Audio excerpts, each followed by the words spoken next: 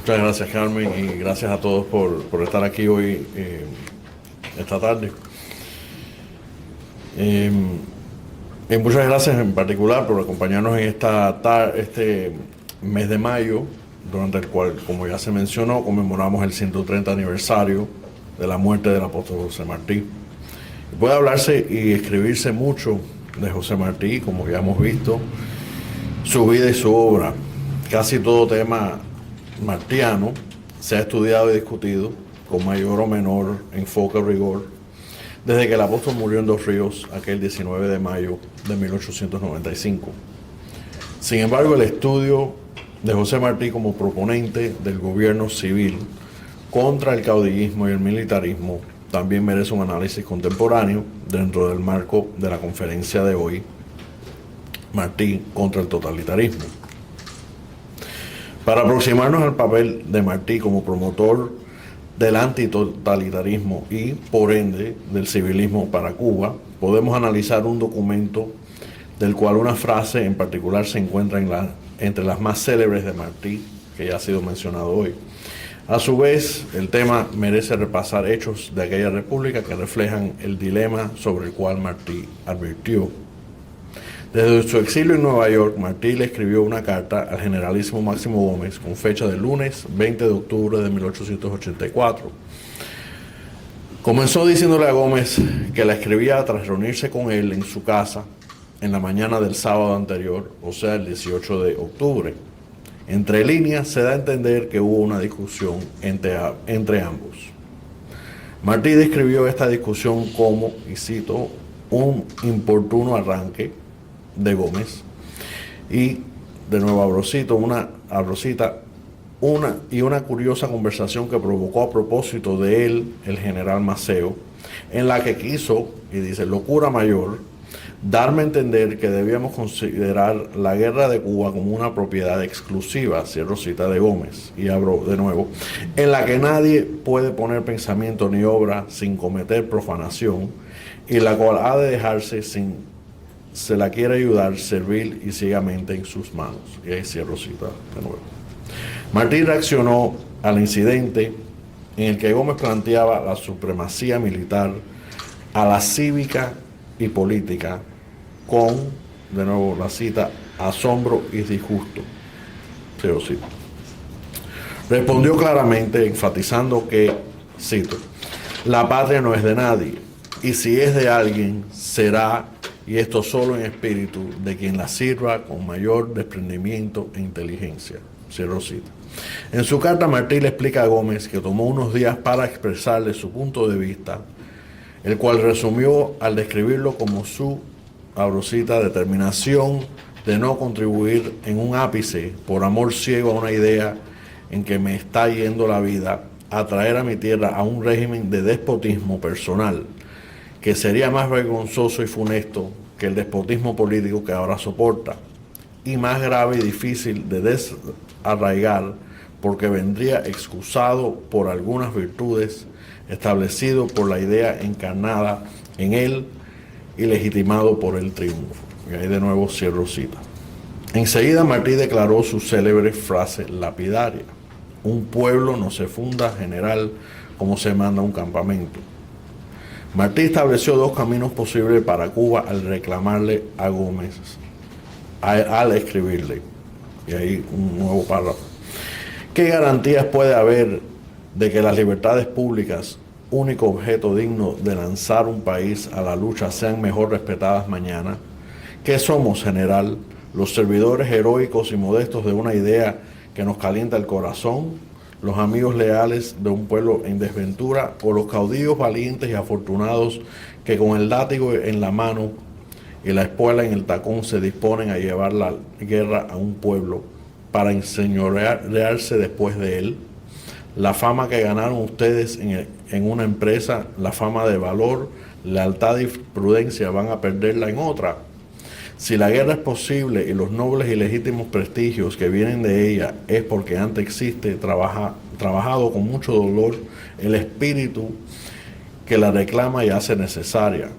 Y a ese espíritu hay que atender y a ese espíritu hay que mostrar en todo acto público y privado el más profundo respeto. porque tal como es admirable el que da su vida por servir a una gran idea, es abominable el que se vale de una gran idea para servir a sus esperanzas personales de gloria o de poder, aunque por ellas exponga la vida. El dar la vida solo constituye un derecho cuando se la da desinteresadamente. Y ahí cierra esa sección. Más que una firme declaración hacia Gómez, esta célebre frase representa una advertencia profética para la Cuba futura que en esos momentos buscaba la independencia. Martí vinculó la imagen de Gómez a la de un caudillo, lo cual merece que estudiemos a fondo el significado de ese calificativo. El sistema de caudillaje, o también llamado caudillismo, había sido una característica prominente del liderazgo latinoamericano posterior a la independencia de la región durante el siglo XIX. En 1963, el jurista constitucionalista argentino segundo Víctor Linares Quintana sostuvo, y cito, no cabe duda de que tiene profundas raíces en los antecedentes y tradiciones de la Hispanoamérica la tendencia predominante en el panorama institucional de dichos países que hace el presidente de la República un caudillo, que absorbe los poderes más importantes del Estado. Cierro la definición. Abordando el tema del caudillismo, el ensayista, abogado y político nicaragüense Julio César Icaza Tijerino en 1971 también destacó la preponderancia de estas características en América Latina, definiendo diciendo el fenómeno del caudillismo, que en otros países es esporádico, argumentó Icaza Tijerino, en Hispanoamérica viene a ser una constante de nuestra política. Constituye en sí mismo un sistema sin otra justificación que la estética de la personalidad. Viene a ser la expresión de un antirracionalismo fundamental. El politólogo español Juan Lins conceptualizó el caudillaje utilizando 4 características.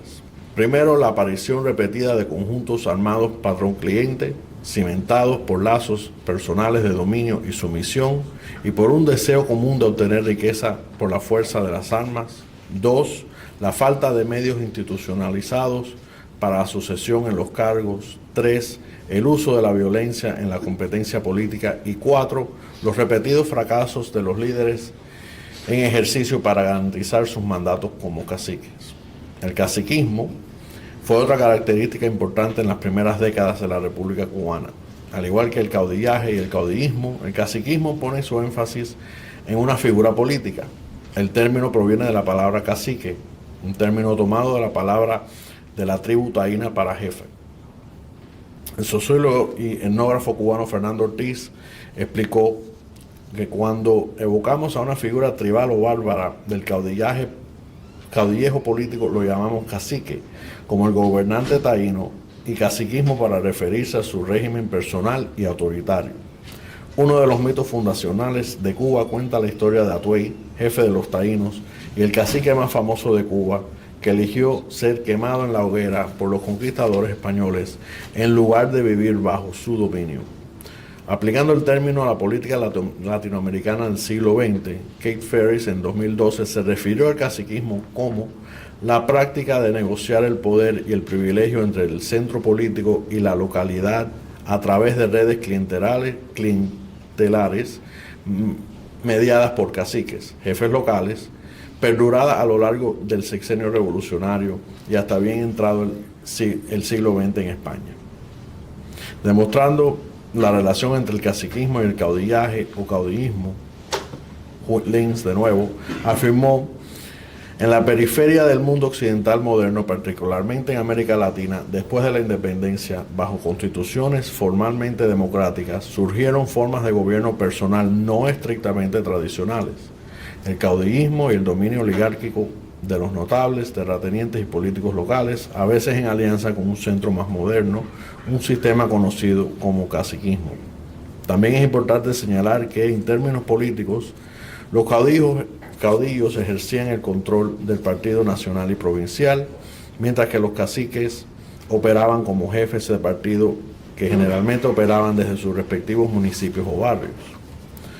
El historiador cubano Levi Marrero empleó otro término, cesarismo, para evocar un concepto similar, al que definió como poder personal. Marrero agregó que se trata de un régimen unipersonal basado en la fuerza desnuda, cuya debilidad nace de su propia incapacidad para una sucesión ordenada. La futura República Cubana estaría plagada de conflictos entre personalidades políticas que impidieron en varias ocasiones la sucesión ordenada, como ya sabemos. Si el militarismo, llámese caudillismo, caudillaje, caciquismo, cesarismo, luego convertido en militarismo político, imperó en la Cuba del siglo XX y permanece hoy, quiere decir que fracasó la visión civilista o antitotalitaria de Martí.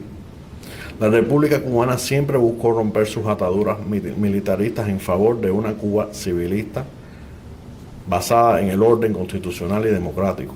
Aunque el gobierno civil cubano tuvo éxitos significativos y prometedores durante diferentes épocas de la República, se vio restringido y eventualmente eliminado por el militarismo caudillista. Las repercusiones de esta dinámica se sienten hasta el día de hoy, demostrando que el reproche de Martí sigue vigente. Muchas gracias.